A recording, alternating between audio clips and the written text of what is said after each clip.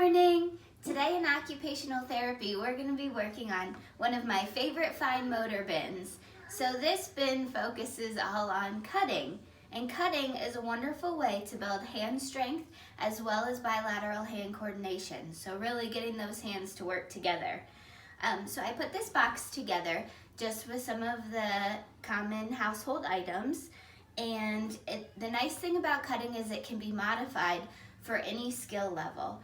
So what I have in here is I have some Play-Doh and some scissors, which is often a really good place to start for kids who are just learning how to use scissors, because it's a safe way to use scissors where they're not going to hurt themselves and they have a nice way to explore them.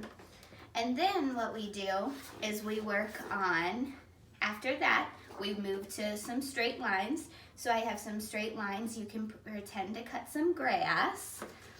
Or we have some curved lines which are a little bit more challenging.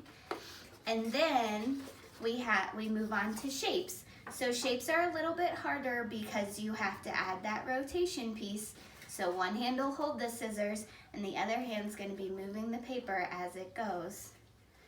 I also have in here a fun activity that I found where you can make little people out of your toilet paper rolls.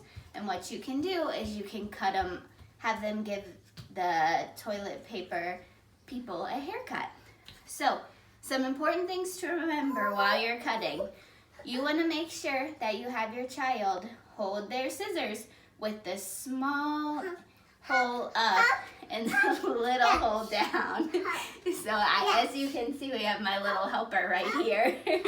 Hang on 1 second. So what you can do is when you have them cut, you want to remind them to do a thumbs up job with cutting. So they're going to put their thumb in the small hole and fingers in the large hole, so that way they can open close, keeping their thumb on top.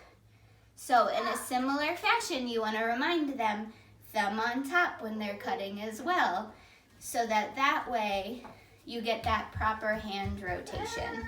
So these are just a couple of things that I have at my house. You can put any different types of objects in there that you want, that you don't mind your kids practicing cutting on.